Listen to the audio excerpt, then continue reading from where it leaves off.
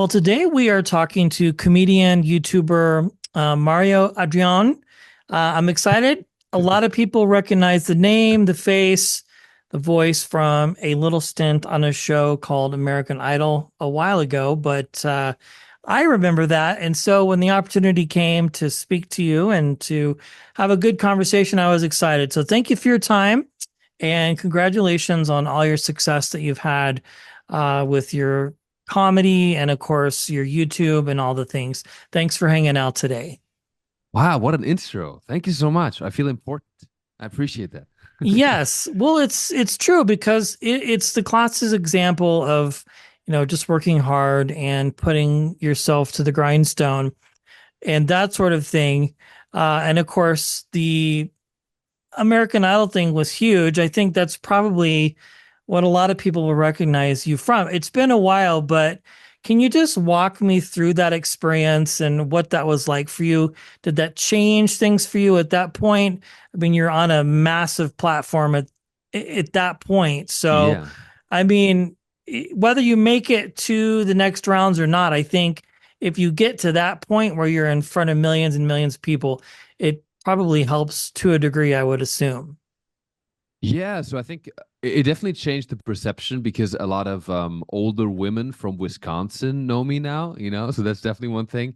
When people recognize me on the street, usually it was younger people, mainly men, and now it's a lot of women, also like an older demographic, which is cool. And it was just iconic being, from a small town in Germany.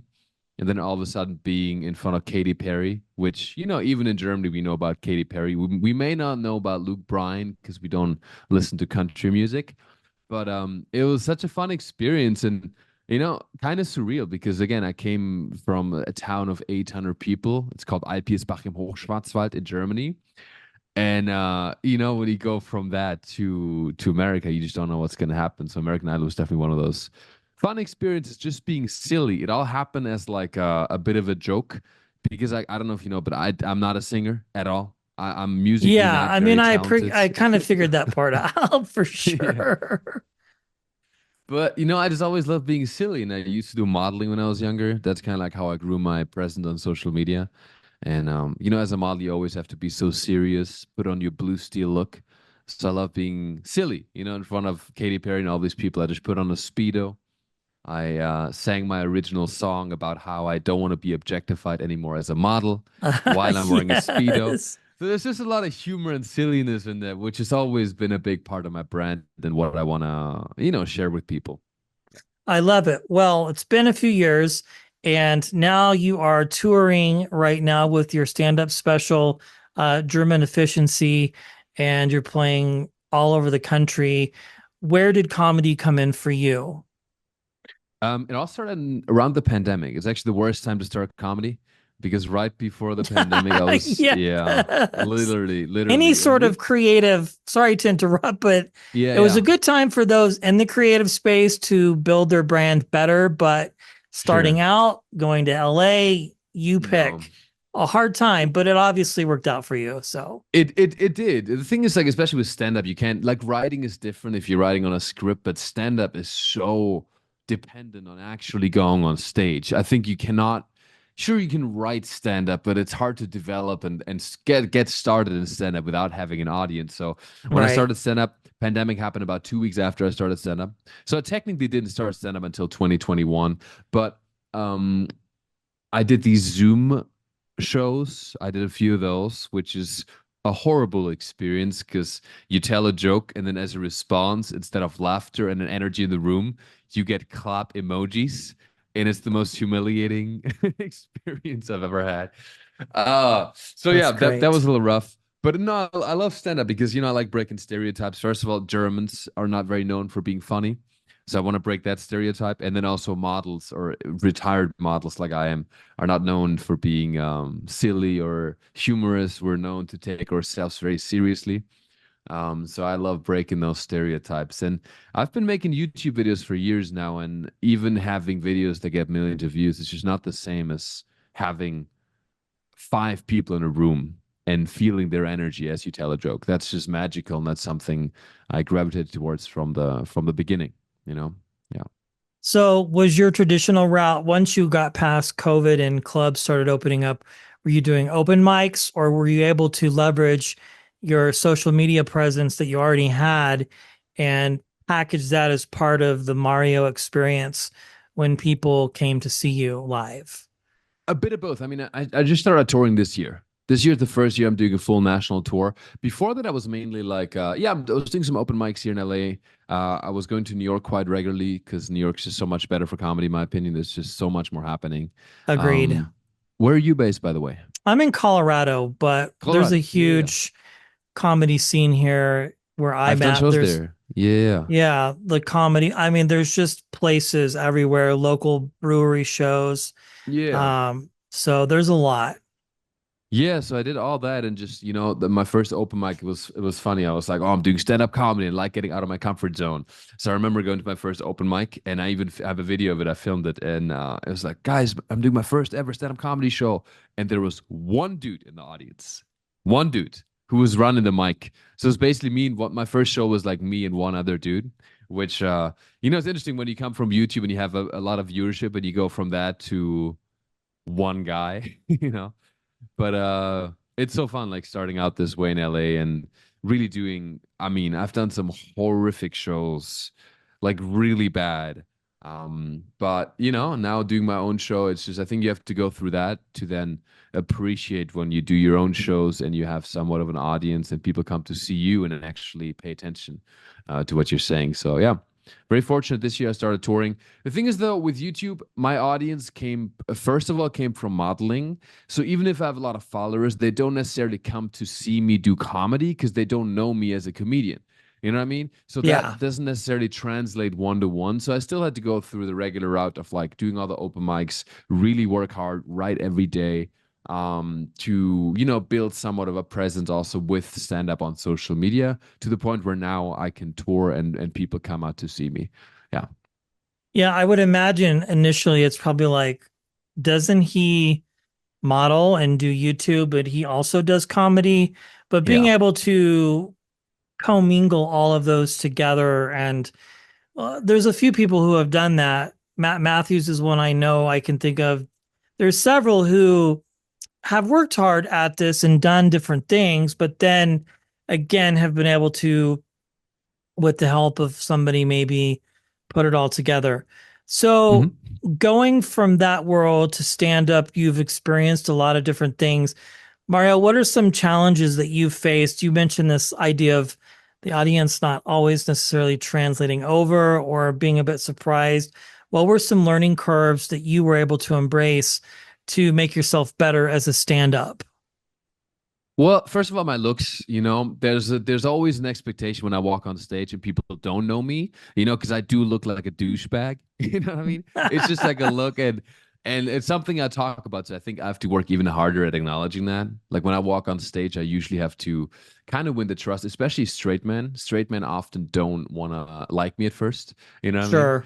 I even had a comedy show in Texas, and a dude came up to me after. He was like, "Hey, man, I really enjoyed your set, but I'll be honest, I didn't want to like you at first because you just look like the kind of guy who would sleep with my girlfriend." You know what I mean? And it's like I have to then make sure they. And I was like, "No, I don't. I'm happily married. I don't want to sleep with a girlfriend. I mean, I could, right? But I'm not going to." So that was like the whole. I acknowledge that stuff, to energetically connect more with the crowd. That's one thing I had to learn.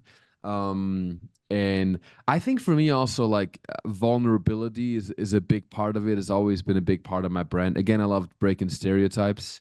I've always been pretty personable and like vulnerable on YouTube. I talk about things like even sexual harassment I've experienced and sexual assault and things that men usually don't talk about and things you wouldn't expect like a 6'3" douchey looking guy expect to talk about. But that's what I like to do, and I think that's essentially what connects because it's a human thing that connects with people. All these emotions of feeling rejected, feeling like my mom rejected me. So I think at first I was trying to focus too much on like talking about modeling right away, but I think these human emotions that are that everybody can relate to in some way is something that I'm focusing on more right now, and especially for somebody like me, it just makes me more relatable and approachable.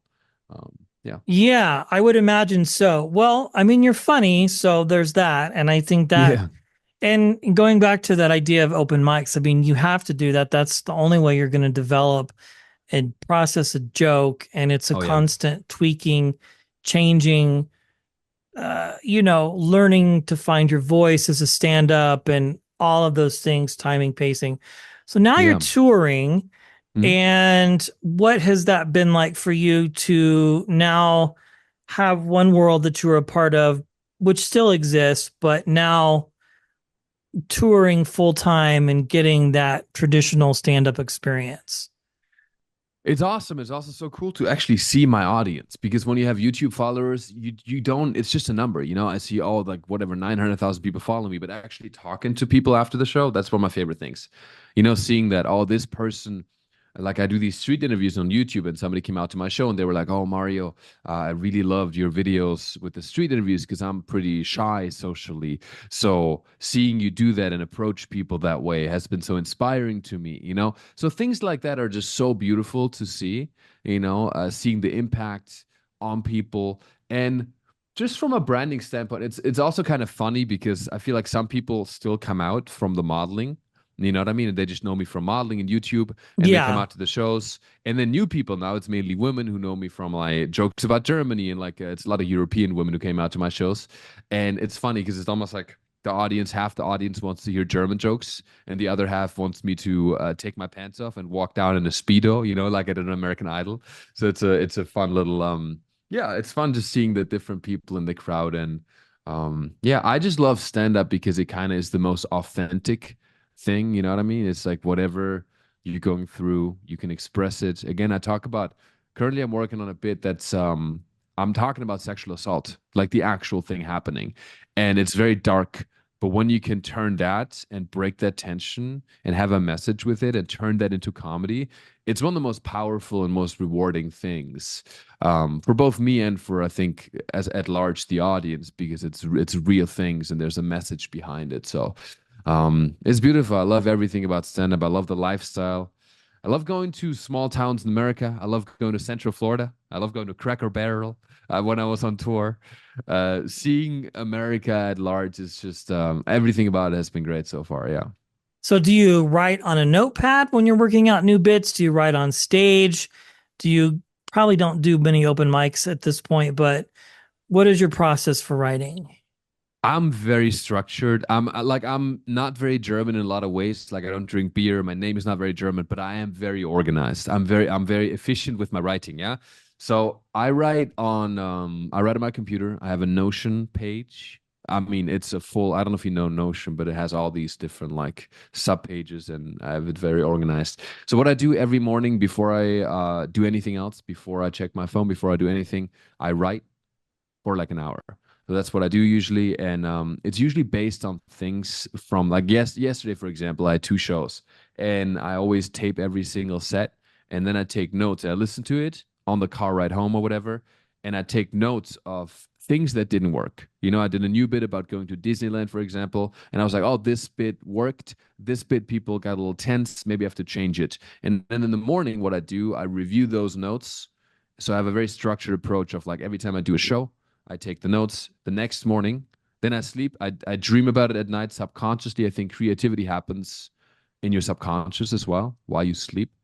So I try to go to sleep right after a show, not consuming anything else.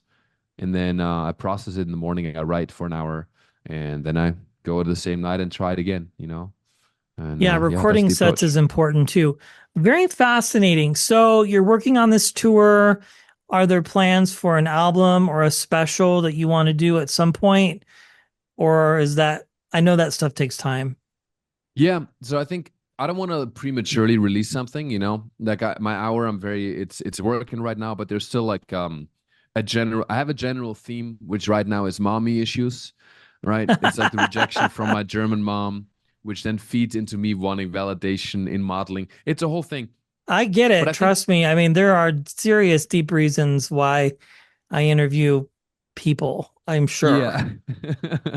I think all of us who do anything in this realm have some of that. So yeah, I still want to find the angle and the marketability. I'm not in a rush to release a special. I think definitely this year I'm finishing my US tour.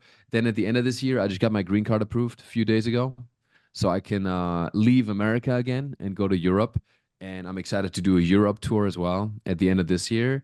And then after that, I think next year, mid next year, I'm thinking about, doing some dates and then putting up maybe a half-hour special first on YouTube. I think YouTube would be the platform to do it for me at least, because that's my favorite platform out of all the social media platforms. That's Yeah. the platform I started on. So that's definitely what yeah, that's the goal for now is doing it there. Yeah. Yeah, I mean, it's different for every stand up, but I totally get it. It's just kind of figuring things out and deciding what is going to work for you, right? Yeah. Yeah. Well, fantastic. I think you're funny. And again, I love that you have not allowed yourself necessarily to take one experience and let that define you or try and ride the wave, so to speak. But you've really worked hard and earned your place in the industry and the respect of your peers. And I think that's important, right? What is like one thing that, say, you wish you would have known when you started stand up that you didn't know, that you maybe learned from another stand up, or maybe somebody told you along the way that helped you become better? Yeah, I think, I mean, one thing, and I don't want to get too spiritual about this, but that stand up is, I think of it as like a connection rather than like jokes.